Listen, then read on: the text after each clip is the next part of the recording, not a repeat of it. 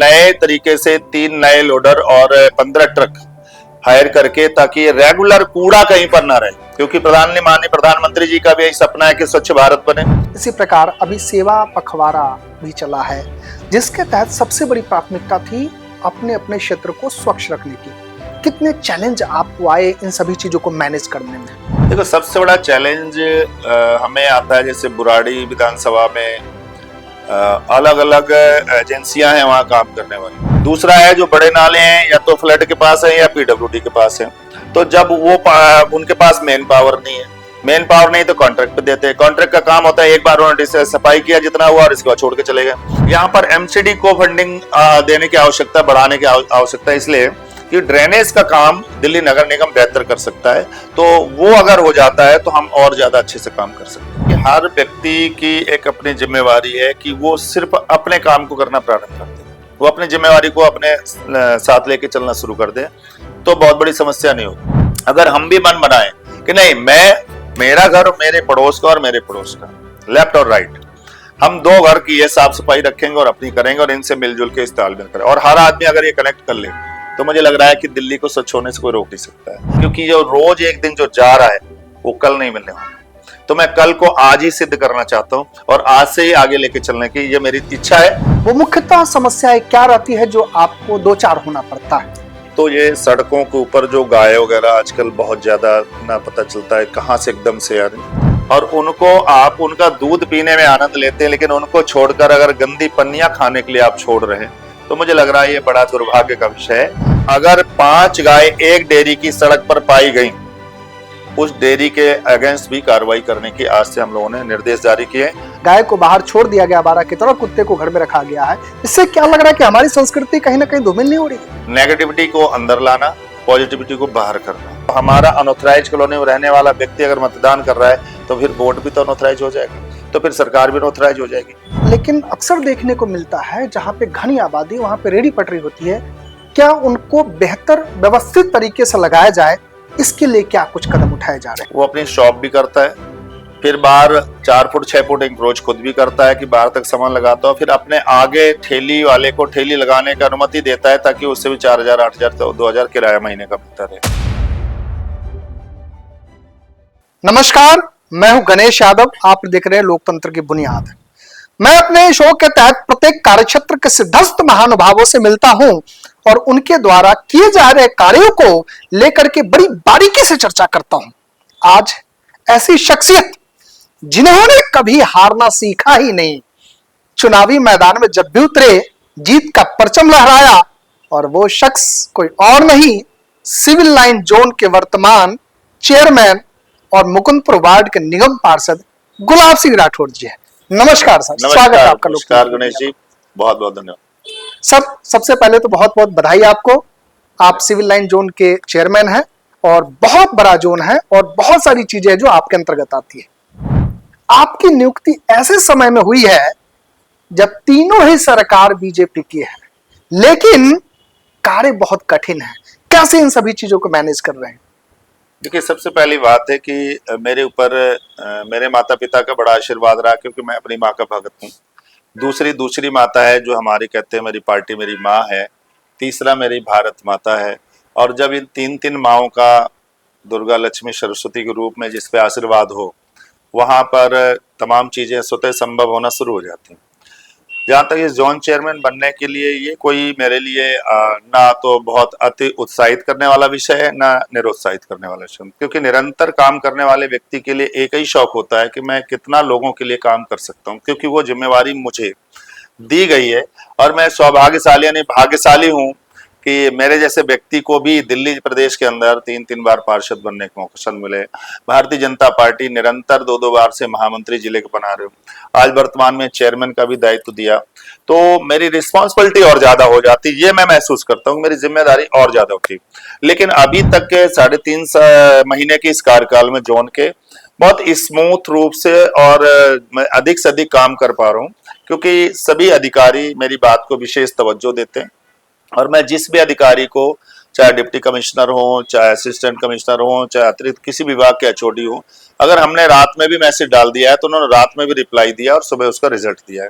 तो स्वाभाविक है कि जो निगम के अंतर्गत आने वाले विषय हैं उसमें पर्याप्त मात्रा में और बेहतरी से हम काम कर पा रहे हैं और उम्मीद करते हैं कि आगे हम और ज्यादा अच्छा करने वाले कुछ नए इशू भी लेके आए हैं जो स्वच्छता को लेकर के। तो जैसे यहाँ पर 17 साल पहले एक डीएमएस डब्ल्यूएसएल कंपनी को जो है ना एक कूड़ा उठाने का टेंडर दिया गया था और वो उसका 20 साल का टेंडर है। उस समय की जो आबादी थी आज से 17 साल पहले वो तब की आबादी और आज की आबादी में लग से 2 से 2.5 गुना ज्यादा बढ़ोतरी हो गई। संसाधन वही चल रहे, कार्य क्षेत्र बढ़ गए। तो इस जोन के अंदर हमें लगता था कि तमाम जगह कूड़े के ढलाव ऐसे हो जाते जो पर्याप्त समय से नहीं उठ पाते या कई जगह प्लाटों में लोग डाल देते। तो उसके लिए हमने अपनी वार्ड कमेटी के सिस्टम से एक डेवलपमेंट प्लान बनाया और एक अलग से अतिरिक्त लोडर और ट्रकों की व्यवस्था के लिए हमने टेंडर कराया। उसके लिए हमारे डीसी और हमारे कमिश्नर सबने हमारा सहयोग किया। मैं उनका धन्यवाद भी आपके चैनल के माध्यम से करता हूं। और हम नए तरीके से 3 नए लोडर और 15 ट्रक हायर करके ताकि रेगुलर कूड़ा कहीं पर ना रहे, क्योंकि माननीय प्रधानमंत्री जी का भी यही सपना है कि स्वच्छ भारत बने। हमारे दिल्ली के मुख्यमंत्री आदरणीय रेखा गुप्ता जी का भी यही सपना है कि नहीं स्वच्छ दिल्ली रहे। और हमारे जो दिल्ली के महापौर हैं श्रीमान राजा इकबाल साहब, उनका भी है कि दिल्ली नगरम स्वच्छ दिल्ली बना पाए। और उसमें मेरे उतना ही कर्तव्य बन जाता है कि मेरा जोन स्वस्थ रहे, उसके लिए सारी योजना की गई। तो आगे ठीक चल रहा है और अच्छा कर रहे हैं। सर, दिल्ली की मुख्यमंत्री का सपना बिल्कुल जैसा आपने जिक्र किया कि दिल्ली स्वच्छ और स्वस्थ हो, इसी प्रकार अभी सेवा पखवाड़ा भी चला है जिसके तहत सबसे बड़ी प्राथमिकता थी अपने अपने क्षेत्र को स्वच्छ रखने की। कितने चैलेंज आपको आए इन सभी चीजों को मैनेज करने में? देखो, सबसे बड़ा चैलेंज हमें आता है जैसे बुराड़ी विधानसभा में अलग अलग एजेंसियां हैं वहां काम करने वाली। अब वहां जो सड़कें और नालियां जो बनाते हैं, कलवर्ट बनाते हैं, वो है वार्ड नियंत्रण विभाग। अब वो जो सड़क बनाते हैं तो उनके पास मेन प्लानिंग सिस्टम ये नहीं है कि पानी निकलेगा कैसे और सफाई होगी कैसे। तो उन्होंने केवल कॉन्ट्रैक्टर दिया और वो बनती चली जाती है। दूसरा है जो बड़े नाले हैं या तो फ्लड के पास है या पीडब्ल्यूडी के पास है। तो जब वो उनके पास मेन पावर नहीं तो कॉन्ट्रैक्ट पे देते हैं। कॉन्ट्रैक्ट का काम होता है एक बार उन्होंने सफाई किया जितना हुआ और इसके बाद छोड़ के चले गए, क्योंकि ड्रेनेज का काम निरंतर होने वाला है, निरंतर चलने वाला है। उससे क्या होता है कि जो अंदर कॉलोनियों के अंदर जो नालियां हैं वो बैक करती है क्योंकि पानी बड़ा बाहर नहीं जाता। अब वहां एजेंसी वाइज फंसता है पेज, निगम करता है मैं कॉलोनी के अंदर सफाई करते हैं, वो कहते हैं हमने नाली साफ की लेकिन पानी बाहर नहीं जा रहा। बाहर जब पीडब्ल्यूडी या फ्लड की होती है वो कहते हैं मेन पावर नहीं है। तो ये एक बड़ी समस्या है। ऐसे हर जगह विधानसभा में चीजें देखने आती है। बुराड़ी जैसे अभी सीवर लाइन पड़ रहे हैं बड़े बड़े, तो रोड में बहुत बड़े, तो स्वाभाविक है कि जब बड़ा प्रोजेक्ट है तो समय ज्यादा लगेगा और जब ज्यादा समय लग रहा है तो लोगों को परेशानी भी होती है, जाम का भी सामना करना पड़ता है। तो उसके लिए भी हम अपने वार्ड कमेटी में हम रेगुलर इस समय जो कमेटी करते हैं उसमें हम ट्रैफिक पुलिस को भी बुला रहे हैं, हम जल बोर्ड को भी बुला रहे हैं, पीडब्ल्यूडी अधिकारी को बुला रहे हैं, फ्लड अधिकारियों को बुला रहे हैं, अदर एजेंसीज को बुलाते हैं ताकि आप भी अपने समस्याओं को यहाँ से नोट करके ले जाएं ताकि एमसीडी अपना काम करे और सभी एजेंसियां अपना काम करें। तो चैलेंज तो बड़ा है, लेकिन मुझे अगर उम्मीद है कि यही अगर जो फंडिंग है इन कॉलोनियों में इनको पास किया जाए और पास करके, और वैसे ही प्रधानमंत्री जी ने इनको सभी रजिस्ट्रेशन का वो इशू दिया है तो स्वाभाविक पास ही है जब सब सुविधा मिल रही, बिजली कनेक्शन हो रहा है, राशन कार्ड है, पहचान पत्र है, आधार कार्ड है, पैन कार्ड है, सारे कागज हैं। तो मुझे लग रहा है इनको रेगुलाइज ऐसे मानना चाहिए। साथ में यहाँ पर एमसीडी को फंडिंग देने की आवश्यकता, बढ़ाने की आवश्यकता इसलिए कि ड्रेनेज का काम दिल्ली नगर निगम बेहतर कर सकता है। तो वो अगर हो जाता है तो हम और ज्यादा अच्छे से काम कर सकते हैं। सर, आपके सिविल लाइन जोन में एक ऐसा जोन है जिसमें पॉश इलाके कम है लेकिन अनधिकृत कॉलोनी या फिर क्लस्टर बहुत ज्यादा है, जहाँ पे आपके सफाई कर्मचारी हो या फिर अन्य सर्विस प्रोवाइडर लोग हो, उनको कठिनाई होती है और वो कहीं ना कहीं आपके पास ये चीजें आती होगी समस्या। आपके पास एक विधायक भी नहीं है एक विधानसभा में, बाकी तो आपकी सरकार है। कई बार क्या विधायक अपना न होने के कारण भी कई दुविधाएं उत्पन्न होती है। इन सभी चीजों को लेकर के क्या योजना बनाई जा रही है? देखो, मुझे लग रहा है कि हर व्यक्ति की एक अपनी जिम्मेवारी है कि वो सिर्फ अपने काम को करना प्रारंभ कर दे, वो अपनी जिम्मेवारी को अपने साथ लेके चलना शुरू कर दे तो बहुत बड़ी समस्या नहीं होगी। पर जब हम चाहे किसी दल से विधायक हो चाहे किसी दल से पार्षद हो, हम प्रतिनिधि तो हैं, हम जनता ने हमको चुना है, हम आगे भी चुनने के लिए जाएंगे। हमें लोग बार बार चुनेंगे या एक ही बार चुनेंगे, ये तय करेगा हमारा व्यवहार और हमारा कार्य।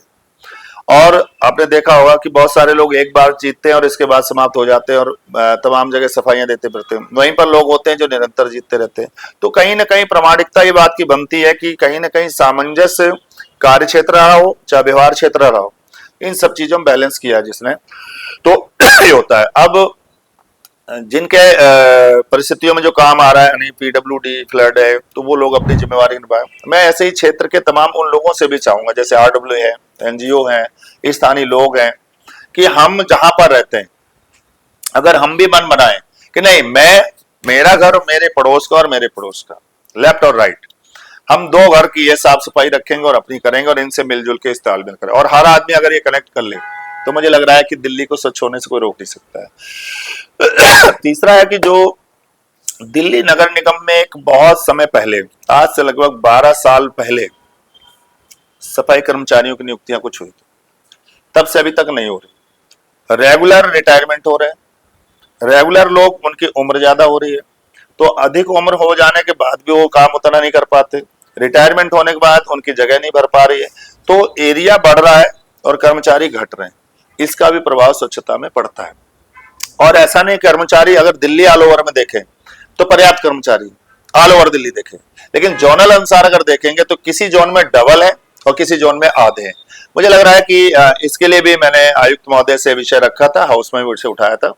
तो ये अगर एरिया क्षेत्र के अनुसार या डिस्ट्रिक्ट प्लान के अनुसार अगर इनको डिवाइड कर दिया जाए तो काम और अच्छा करने में, यानी स्वच्छ भारत बनाने में अच्छा रहेगा, और सभी लोग रिस्पॉन्सिबिलिटी लेकर के आगे बढ़ेंगे तो काम होगा। और मेरी तो इच्छा ही है कि मैं जितना ज्यादा से ज्यादा समय लगा सकूं, जितना ज्यादा से ज्यादा कर सकूं, क्योंकि जो रोज एक दिन जो जा रहा है वो कल नहीं मिलने वाला। तो मैं कल को आज ही सिद्ध करना चाहता हूं और आज से ही आगे लेके चलने की ये मेरी इच्छा है। कितना कर पाऊंगा आगे चीज है, लेकिन ठीक हो रहा है।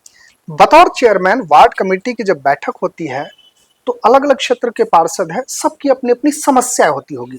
वो मुख्यतः समस्याएं क्या रहती है जो आपको दो चार होना पड़ता है? देखो, सबसे ज्यादा जो प्रॉब्लम है, एक तो ये सड़कों के ऊपर जो गाय वगैरह आजकल बहुत ज्यादा ना पता चलता है कहाँ से एकदम से आ रही, तो वो आती है। तो अब है क्या कि जोनल स्तर में जो ट्रक होते हैं वो 2 ट्रक हुए, तो उसमें कभी कोई खराब भी है, कभी दोनों चलते हैं। और इन गायों की जो गौशाला है वो काफी दूर है, बवाना जाना पड़ता है, नरेला जाना पड़ता है उधर, तो यहाँ से 1 राउंड या 2 राउंड मुश्किल से शाम तक हो पाता है।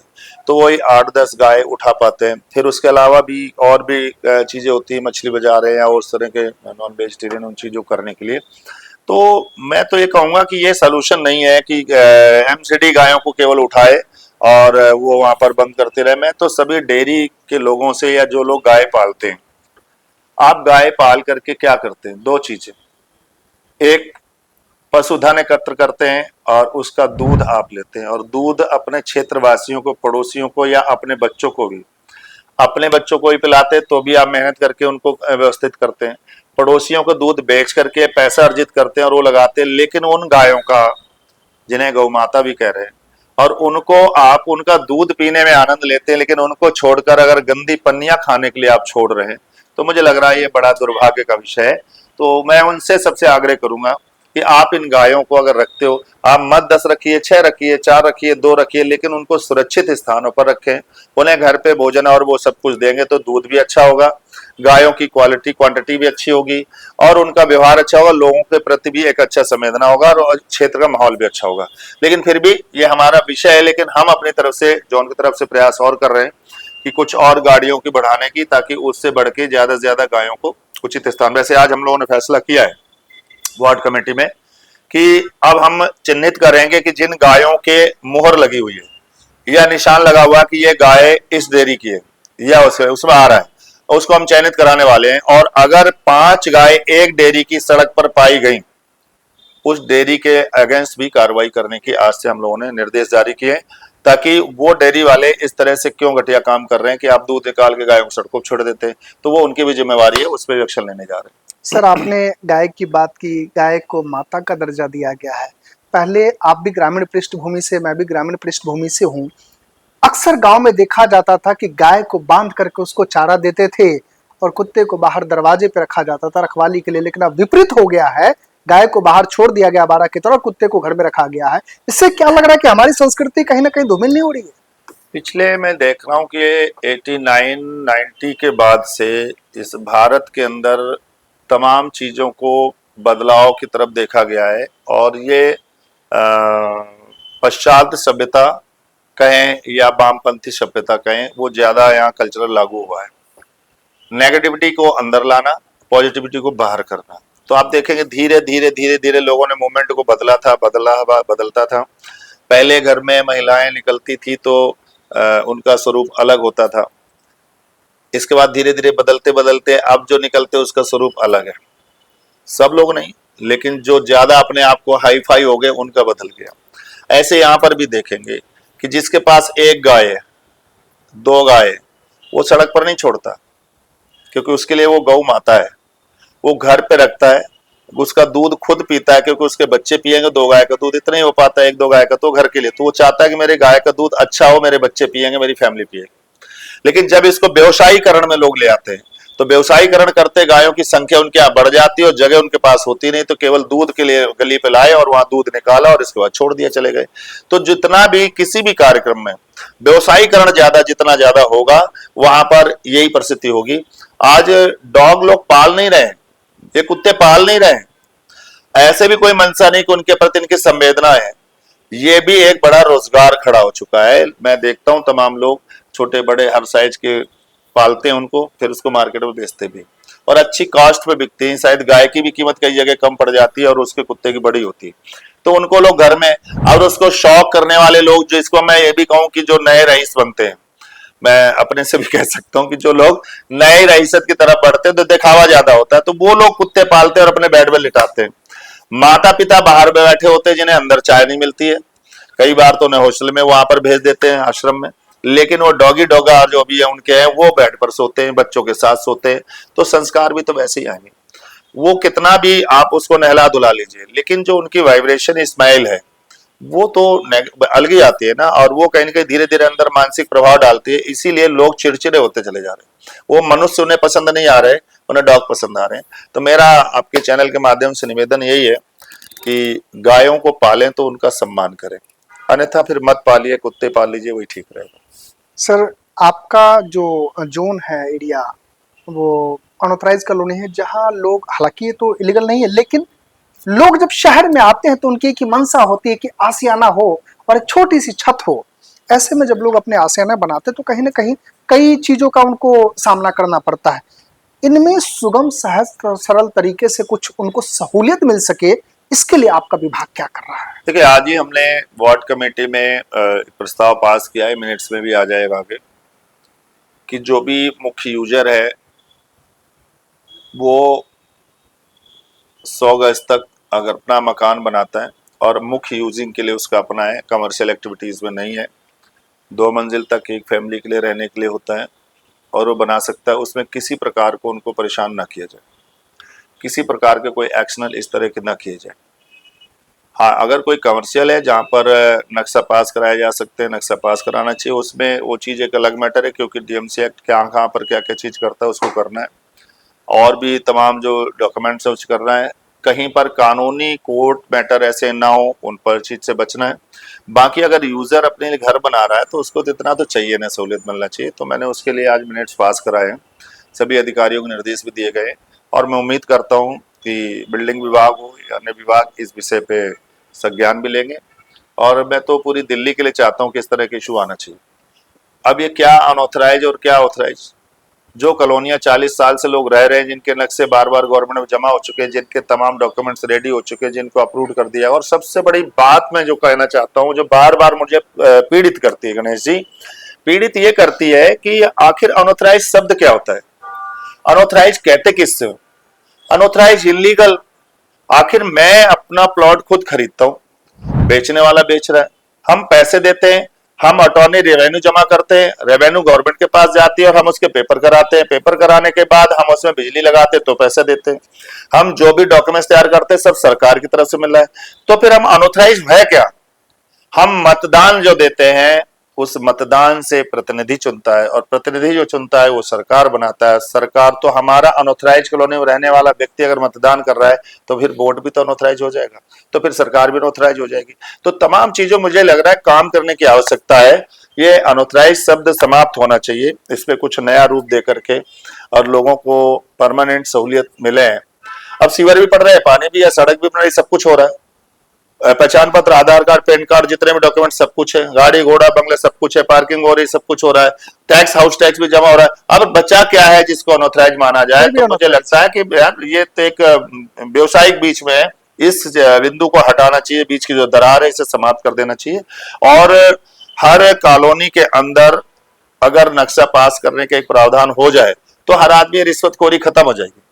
नक्शा पास कराइए, एक लिमिट प्लान बनना चाहिए कि इतने गज तक का एफआईआर ये होगा, इतने गज तक का एफआईआर होगा, और इस हिसाब से लोग जो तमाम 1,50,000, 2 लाख, 5 लाख जैसा भी कुछ रिश्वतखोरी देते हैं, जो लोगों की जेबों में जाता है, सरकार के पास कुछ नहीं जाता, वो रेवेन्यू गवर्नमेंट के पास आएगा और वो व्यक्ति खुश होकर के इसमें अपना रेवेन्यू भी देगा, रसीद भी लेगा और अच्छे से ईमानदारी से स्वच्छता से घर बना पाएगा। अभी लोग करोड़ों रुपया घर बनाने में लगाते हैं, लेकिन एक बेलदार आके धमका के चला जाता है, उसकी 2 मिनट में मिट्टी मिला देता है। तो कितना अपमानित सा फील करने होता है कि कोई चोरी नहीं कर रहे हैं। और सही पूछो तो अब जो लाखों लाख लोग रह रहे हैं तो ऐसे रह रहे हैं ना। तो ये बड़ा विषय है और संभाव मुझे पूरा है कि इसमें आने वाले टाइम पे गवर्नमेंट कुछ अच्छा प्लान करेगी और ये अनऑथराइज शब्द हटाने का भी प्रयास करेगी। सिविल लाइन जोन एक बेहतर कार्य कर रहा है कि जहां सड़कों पे गलत तरीके से गाड़ियां खड़ी होती है उसको भी उठा रहे हैं, और जहां किसी दुकानदार ने अलग एक्स्ट्रा कवर कर रखा उस पर भी कार्रवाई होती है। लेकिन अक्सर देखने को मिलता है जहां पे घनी आबादी, वहां पे रेडी पटरी होती है, क्या उनको बेहतर व्यवस्थित तरीके से लगाया जाए, इसके लिए क्या कुछ कदम उठाए जा रहे हैं? हमने इसमें काफी अपने एरिया से ही काम शुरू किया था। मैं वार्ड नंबर 8 मुकंदपुर से पार्षद पहले भी था, तो अभी भी मैंने उस पर किया। सबसे बड़ी समस्या ये है कि जो लोग ठेली लगाते हैं उनको लगवाता कौन है? तो देखने में आता है कि जो दुकानदार जिसका रोड पर दुकान है वो अपनी शॉप भी करता है, फिर बाहर 4 फुट 6 फुट इंक्रोच खुद भी करता है कि बाहर तक सामान लगाता है, फिर अपने आगे ठेली वाले को ठेली लगाने की अनुमति देता है ताकि उससे भी 4,000, 8,000, 2,000 किराया महीने का मिलता रहे। एक विषय तो ये संज्ञान में आया पूरी तरीके से। दूसरा है कि जब इनमें एक्शन करा जाता है, इनको उठाया जाता है, तो हमारे एक्ट के अनुसार ये है कि जिनको उठाया जाएगा उसका चालान भरेंगे, फिर छोड़ दिया जाएगा। तो वो प्रक्रिया भी चलती रही है। अब जब उनको उठाया जाता है तो कुछ राजनीतिक दल के लोग जिन्हें करना कुछ नहीं लेकिन उन्हें केवल बाउंडर करना होता है, तो उनका आवाज उठने, वीडियो आने लग जाएंगी, गरीब के साथ अन्याय हो रहा है, गरीबों के किया गया, रेडी पटरी उजाड़ दी गई। कोई उजाड़ना नहीं चाहता, एक प्लान देना चाहिए। हमने क्या किया था कि हमने लोगों को जगह दी थी कि आप रोड पे हर जगह मत लगाइए, ये पटरी आप यहाँ पर लगाइए और किसी को 2 रुपए रिश्वत देने की जरूरत नहीं है। आप ईमानदारी से काम करो, अच्छे फल सब्जी रखो और अच्छे पैसों में बेचिए, सभी लोग खुश होकर ले जाएंगे और आप ही रहिए।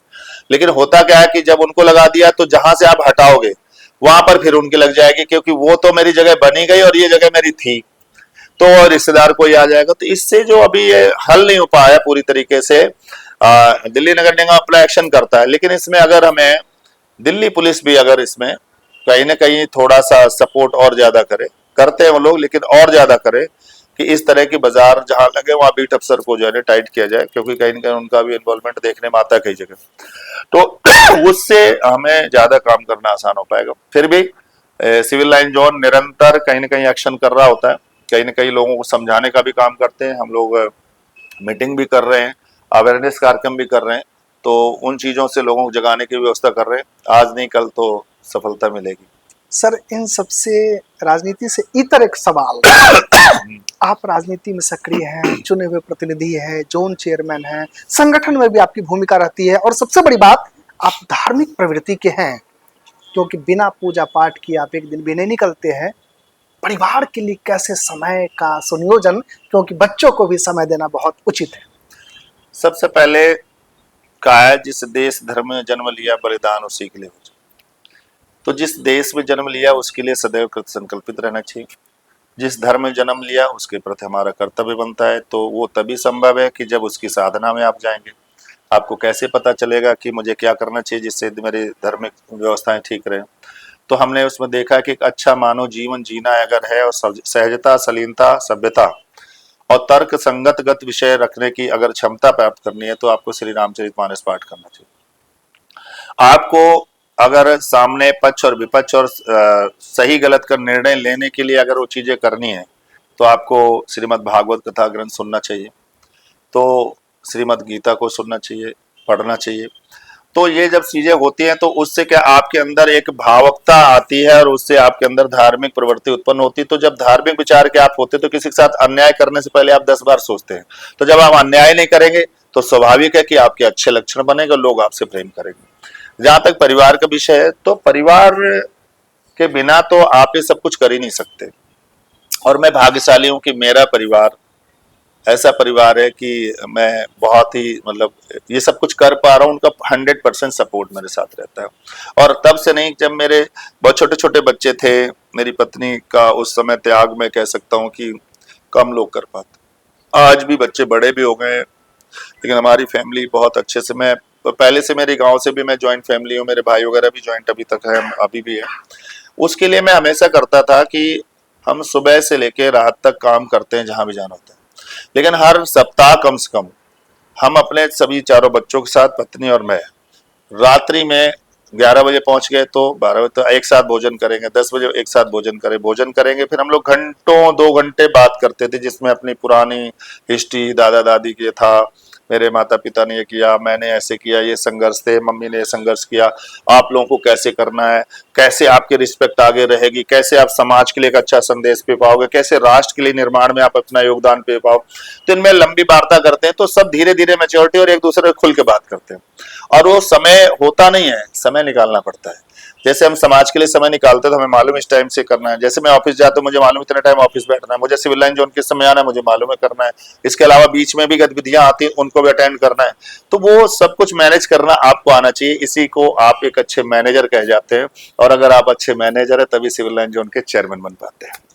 सर, निगम ने बहुत दिन पहले एक अच्छा इनिशिएटिव लिया था कि पॉलीथीन मुक्त हो इलाका, क्योंकि पॉलीथीन से बहुत नुकसान है और पर्यावरण को क्षति होती है। सबसे बड़ी बात है कि नाली गली जो है ना, वो भी ब्लॉकेज होता है। क्या इस ओर भी पॉलीथीन ताकि बैन हो या फिर कुछ ऐसी क्वालिटी हो जो मेल्ट हो जाए या फिर वो डिस्पोज हो जाए, इस ओर कुछ कदम बढ़ाए जाने हैं? देखिए, जिस पॉलीथीन पर हम लोग अल्लाह बचा रहे हैं वो एक अलग जगह है, लेकिन जिस पॉलीथीन से सबसे ज्यादा नुकसान हो रहा है वो बहुत मजबूत जगह है, उस पर फोकस हो नहीं रहा है। हम सिंगल यूज प्लास्टिक की बात कर रहे हैं तो केवल वो पन्नी नहीं है कि जिस पे हम सब्जी लेके जाते हैं और करके, वो तो फिर भी सिमट के छोटी हो जाती, पतली होती, नाली में निकल जाएगी, फंस जाएगी तो भी हो। सबसे बड़ा जो लॉस कर रही है वो कर रही है जितने भी ये चिप्स वाले, स्नैक्स वाले जो जितने स्नैक्स वाले वो उसके अंदर सिर्फ पॉलीथीन ही होती है और वो वाली प्लास्टिक होती है जो गल ही नहीं सकती है। और वो ऐसी होती है कि उसका उन्होंने फाड़ी है तो चिप्स से इतना निकलेगा स्नैक्स और उसके अंदर पाउच पूरा होगा। वो लोग जहां भी, क्योंकि हर जगह देखिए सब्जी वाला पॉलीपैक आता है जो पॉलीथीन होता है, वो कहा जाता है डस्टबिन, और डस्टबिन से जाता है जहाँ कचरा करे। कचरा का घर जहां होता है वहां पर सिलेक्टेड चीजें होती है, सेलेक्ट हो जाती है, उससे नाली बंद नहीं हो। ये जो हो रहा है कि हर जगह शॉप है, आप रोड पे कहीं जाइए दुकान होंगे तो वहां लटके हुए होंगे, ये चिप्स है, ये फलाना चिप्स है, ये फलाना ये है वो है, उनमें जो लटके हुए होते हैं और ये गुटके वाले जो रेपर होते हैं, ये सब लोगों ने जहां लिया गाड़ी में खाते हुए जा रहे हैं और उसको फेंक दिया। दुकान जहां पर है वहां पर लिया, वहीं पर फेंक दिया। वो उड़ उड़ करके जो नालियों में, सीवर के उनमें पहुंचते जाकर के सबसे ज्यादा लॉस कर रहे हैं। लेकिन अब वो कैसे बंद हो सकता है? वो तो बंद नहीं हो सकते, क्योंकि रियल ये है कि वो बहुत बड़ी बड़ी कंपनियों की चीज है, वो बहुत बड़ी कंपनियां हैं और उनसे बहुत सारी चीजें, खाने पीने का सामान आता है, हर जगह पर्याप्त मात्रा मिल जाता है, हर जगह आपको लटके हुए मिलेंगे, चाहे दुकान छोटी सी हो लेकिन वो लटके हुए भरा, उससे भरा भरा दिखेगा। जब तक उस पर कार्रवाई नहीं होगी तब तक ये प्लास्टिक का सिस्टम समाप्त नहीं हो पाएगा।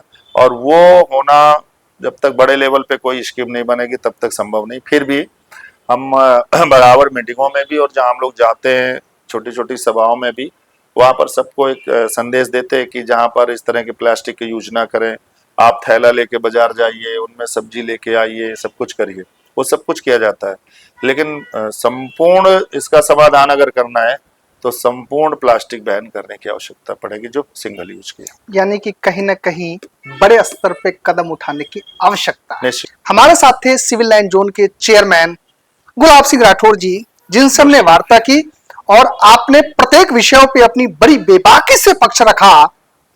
निगम से संबंधित सभी विषयों को आपने क्रमशः सभी के लिए सहज सरल तरीके से समझाने का प्रयास किया और खासकर आपने उन महत्वपूर्ण मुद्दों पे जिक्र किया जो लोग आशियाना तो बनाते हैं लेकिन कहीं ना कहीं एक डर सता रहा होता है कि निगम आकर के तोड़ जाएगा।